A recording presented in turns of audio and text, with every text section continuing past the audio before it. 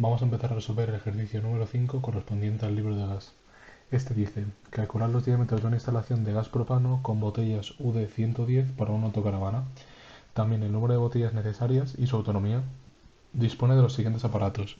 Cocina encimera de 6.000 kilocalorías hora y una hora de funcionamiento. Calentador instantáneo de 11,6 kilovatios y media hora de funcionamiento. Y un frigorífico de absorción de 450 vatios y 3 horas de funcionamiento. A su vez nos estarán dando diferentes datos como pueden ser la presión de utilización del aparato, el poder calorífico superior y la vaporización. También nos estarán dando los diferentes tramos correspondientes a este diagrama. Vale. Nosotros, para este ejercicio, como con la mayoría de los de gas, tendremos que utilizar la norma UNE 60760, que dice que sirve para instalaciones receptoras de gas suministradas a una presión máxima de operación o MOP inferior o igual a 5 bares. Concretamente su parte 4, correspondiente al diseño y construcción de esta, de su versión más actualizada, que será la 2014. Y en este problema, como novedad, tendremos que utilizar la norma UNE en 1949, que se basa en las especificaciones de las instalaciones de sistemas de GLP para usos domésticos en los vehículos habitables de recreo y para alojamiento en otros vehículos, concretamente en su versión más actualizada, que es la 2011. Vale, entonces, una vez tenemos este enunciado, lo que tenemos que hacer es calcular lo que nos están pidiendo, que en este caso son los diámetros de las tuberías, el número de botellas y su autonomía. Vale, para eso nosotros tenemos que coger el valor de las potencias y pasarlo a caudales máxicos. ¿Cómo lo pasamos a caudales máxicos? Vale, pues tenemos que sabernos esta ecuación de aquí, que el caudal, que se representa con la letra Q, es igual a la potencia por un factor de corrección de 1,1, todo ello dividido entre el poder calorífico superior. Entonces, si nosotros cogemos el primer valor para la cocina, que será de 6.000 kilocalorías hora, tendremos que pasarlo todo primero a kilocalorías, multiplicándolo por los factores correspondientes. Si por ejemplo lo tenemos en kilovatios, lo tendríamos que multiplicar por el factor de 860, pues para cada caso uno, como ya habéis visto en los ejercicios anteriores y en los apuntes. Entonces, aquí estarían las 6.000 kilocalorías hora del caso de la cocina, multiplicado por 1,1, todo ello dividido entre 11.900, que será el poder calorífico superior. Esto nos dará un valor para el caso de la cocina de 0,55 kilogramos hora. Y así habrá que ir actuando con cada una de las partes de nuestro sistema. A su vez, adelantándonos al futuro del ejercicio, aunque se podría hacer más adelante, pero no lo haremos ahora, será multiplicar por las horas de funcionamiento diarias. Entonces, por ejemplo, en la cocina nos está diciendo el enunciado que trabaja a este caudal durante una hora al día. Entonces, si nosotros lo multiplicamos, nos estará dando el caudal diario.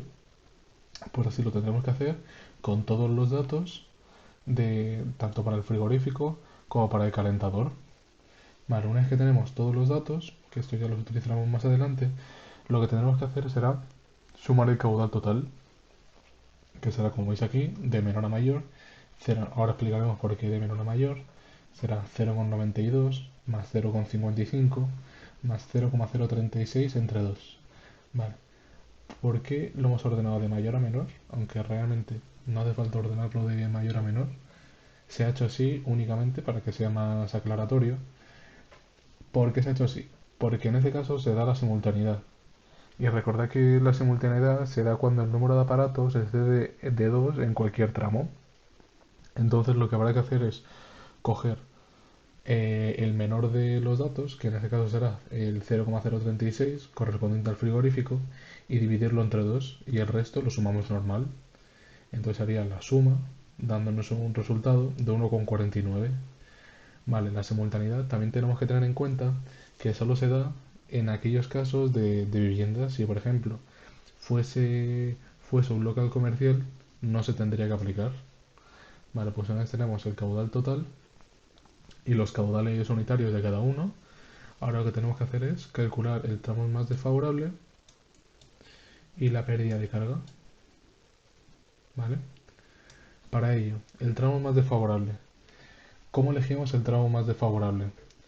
El tramo más desfavorable, perdón, hay que elegirlo viendo el conjunto de tramos comunes y el más lejano. En este caso sería, a ver, el conjunto de tramos más comunes y el más lejano, en este caso sería el AB, BD y DE, que como veis son los comunes y a la vez el más lejano. Porque si fuese este, por ejemplo, no sería los comunes y los más lejanos.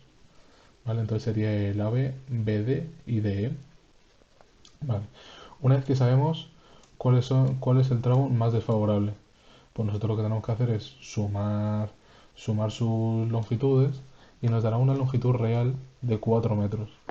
Recordad que esta es la longitud real, no la equivalente, porque luego calcularemos la equivalente. Vale, ahora, para calcular la pérdida de carga, que tenéis que recordar que es el valor, lo que tenemos que terminar calculando es el valor de pérdida de carga dividido entre unidad de longitud. La unidad de longitud ya casi que la tenemos, pero ahora tenemos que hacer la pérdida de carga. Vale, la pérdida de carga, ¿de dónde sale estas 30 milibares? Vale, pues estos 30 milibares, por eso es necesario esta norma UNE, lo tenemos que sacar de que la propia norma establece que la MOP de servicio en los sistemas de regulación de presión de los vehículos de carretera debe ser una presión de servicio fija de 30 milibares. Entonces, por esto es por lo que sale 30 milibares. Menos, y a esto habrá que restarle el valor que nos está dando de pérdida de carga en el propio enunciado. Entonces, la pérdida de carga al final lo único que será la diferencia entre 30 menos 27, que nos dará un valor de 3 milibares. Pero nosotros vamos a querer la pérdida de carga en milímetros de columna de agua, por lo que tendremos que multiplicarlo por 10. Y esto nos dará un valor de 30 milímetros columna de agua. Vale, el dato de pérdida de carga ya lo tenemos. Ahora tenemos que calcular la longitud equivalente. Vale, la longitud equivalente se calculará multiplicando el valor de longitud real por un factor de 1,2. ¿Por qué ese factor de 1,2? Porque si nosotros nos fijamos aquí en el diagrama, vemos que nuestro sistema va a tener válvulas, como veis va a tener codos, bifurcaciones, entonces realmente la longitud no será de 4 metros, sino será de algo mayor. Nosotros lo podemos calcular uno por uno, pero sería demasiado engorroso y se tardaría demasiado. Entonces se coge un factor de 1,2 que nos aleja mucho de la realidad y nos daría un valor de longitud equivalente que será 4,8, como vemos aquí. Entonces, ya tenemos el valor de la pérdida de carga y de la longitud equivalente. Entonces, lo único que tenemos que hacer será dividirlo.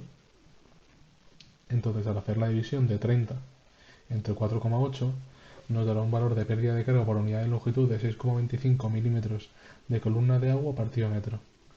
Vale, entonces ya tendremos todos los valores necesarios para calcular, en este caso, los diámetros de las tuberías.